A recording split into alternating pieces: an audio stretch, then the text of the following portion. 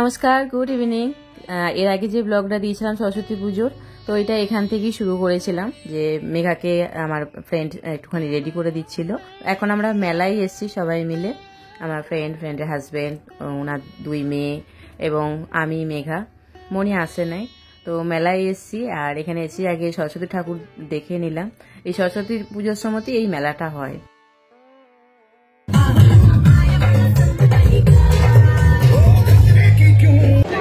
এখানে মেঘা ওর পাপা তো আমাদের সময় নেই, ছুটি ছাড়া নিয়ে একটু ঘুরতে বেরোবে। আমরা নিজেরাই বেরিয়েছি। মনি আসে না, কারণ ওর পরীক্ষা পরে পরে ঘুমাচ্ছে। রাত্রেবেলায় 5টা অবধি পড়া বাকি আছে, পড়বে। তোকে কি সুন্দর লাগছে মেঘা। I love you.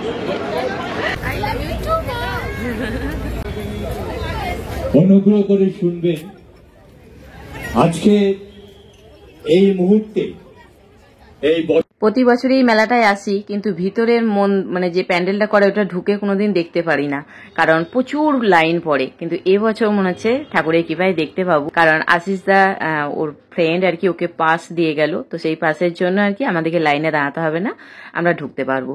তো খুব খুশি এবং থ্যাংক ইউ আশিস দাকে। আমি এখন ভিডিওতে বলছি, আমি সামনাসামনিও বলেছিলাম।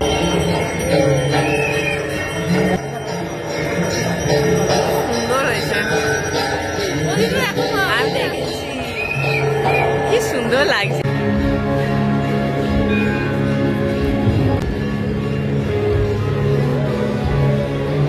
হর হর মহাদেব। ভিতরের থিমটা করেছে ওই বেনারসের যে গঙ্গা আরতি হয় না, তো ওই থিমটা এখানে তুলে ধরেছে। খুবই সুন্দর হয়েছে, আমার তো ভীষণই ভালো লেগেছে। এমনকি এই যে আশেপাশে হোম যজ্ঞ, সেই ব্যাপারটাকেও তুলে ধরেছে।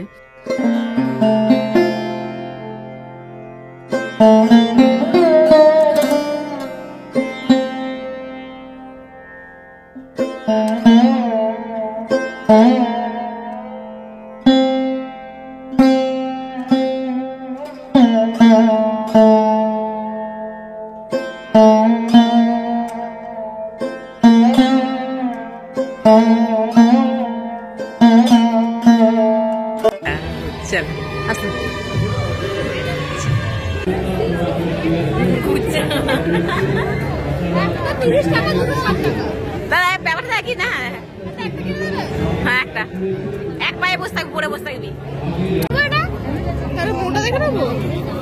দেখতেও সুন্দর বেশ। এটা বেশি ভালো লাগছে, বাকিগুলো বেশ বেশি তাহলে ওটাই নেই। খুলে দাও না একটা একটা অলরেডি হাতে পড়ে আছিস, আবার এটা আমাকে কেনা করালি। এই ক্লিপগুলো নেই, ক্লিপগুলো আমার খুব ভালো লাগে। এগুলো দেখ কি সুন্দর। এই যেগুলো আবার 30 টাকা, এটা 30 টাকা জিজ্ঞেস করলে করলাম কত এগুলো কাকু। এই ব্ল্যাকটা নেই না, ব্ল্যাকটা কি সুন্দর। কি হারে লাইন দেয়, অনেক লাইন, বাইরে হচ্ছে লাইন দাঁড়িয়ে যাচ্ছে সব।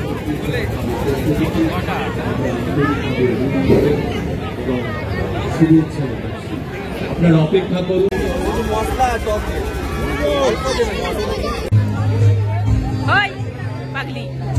মেলাতে গিয়েছিলাম, মেলাতে ঘুগনি আর ফুচকা এই খেয়েছি। এইগুলো না খেলে তো মেলায় যাওয়ার মজাই নেই। Good evening. আমরা মেলা থেকে ঘুরে চলে এসেছি। এখন মেঘা এখানে চুল টুল এখন খুলছে। মেলাতে গিয়েছিল। আর হ্যাঁ, মেলাতে কি নিয়েছে মনি? এই যে কানের এক মিনিট তাতে কিনেছে কেন, যেটা ওর পছন্দ সেটাও নিয়ে নেবে, তার জন্য বুঝতে পারছে না। এরকমই হয়। আমি সেটাকে টিপের পাতা নিয়েছি, হরেক রকম মাল আছে কালারের। এটাই আমার সাজুজ।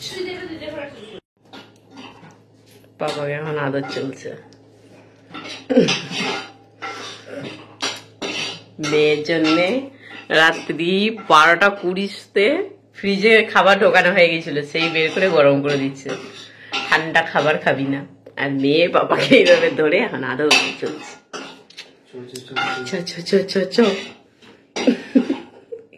পাপার থেকে দিন দিন লম্বা হয়ে যাচ্ছিস। পাপা তো কাছে বাচ্চা হয়ে যাচ্ছে। ঠান্ডা খাবার খেতে দেবে না। আসলে আদর আদর করছে, পাপা কটা কথা জিজ্ঞাসা করছিল, পাত্তাই দেয় না, গ্যারাজ্য করে না, পাপা কথাগুলো উত্তর দেয় না, মানে পাপা রেগে গিয়েছিল। কিন্তু রেগে গেলে কি হবে, মেয়ের মতো রাগ করে থাকতে পারে না, মেয়ে ঠান্ডা খাবার খাবে, মেয়েকে খাবার গরম করে, ফ্রিজে ঠান্ডা খাবার কেন খাবি, গরম করে তখন দিচ্ছে। বাবাও যখন কোনো কথা জিজ্ঞাসা করবে উত্তর দিবি, উত্তর না দিলে রেগে যাবি।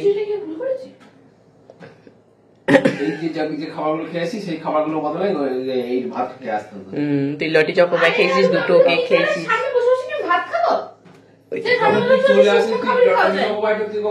লটি চকোপাই কখন খেলি? সামনে বসে সকালবেলায়। বাবা ওটা সকালের জন্য, ও হাতাটা খুন্তিটা নাচছে তবে ভাববেন না যে ও রান্না করছে, এখন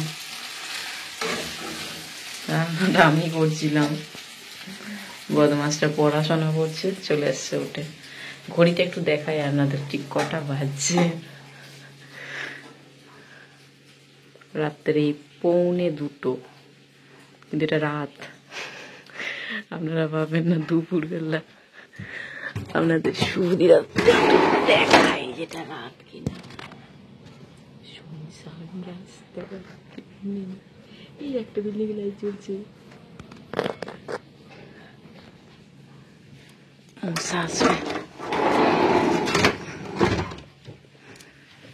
মাত্র 1:45।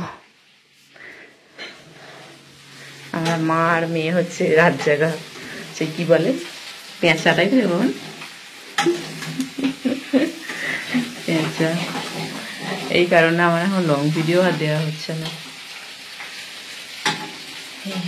ওর পরীক্ষা সোমবারে, কি পরীক্ষা জানো ওরা? ফিজিক্স আছে। সকালে উঠতে পারবো না, ফ্রেমটা কমিয়ে দে মা, ফ্রেমটা কমিয়ে দে। সকালে উঠতে পারবো না, সেজন্য টিফিনটা বানিয়ে রাখছি। মেঘা সকালে ওর কোচিং আছে, এই 2টো বাজছে যখন, শুতে শুতে কটা বাজবে যাই না, 4টে না 5টা। 4টে-5টার সময় শুয়ে সকালবেলা উঠে টিফিন বানানো সম্ভব নয়, এই টিফিনটা বানিয়ে রাখছি। হয়ে গেছে মা, গ্যাসটা বন্ধ করে দে, হয়ে গেছে। পাস্তা বানালাম গাজর ক্যাপসিকাম দিয়ে। আমাকে বেন্টু অনেক কাজে হেল্প করে এখন, দেখে সারাদিন আমার কাজ যত। আর এই এত রাত্রে 1:45-র সময় ডিনার করেছে। করিস না তুই ডিনার? তুই যে বললি হ্যাঁ মা আমি পরোটা খেয়েছি, খাস নি? মা এত রাত্রে খাস না মা, হজম হবে না। দিদির জন্য ঠিক আছে, তুই সকালে খাবি না?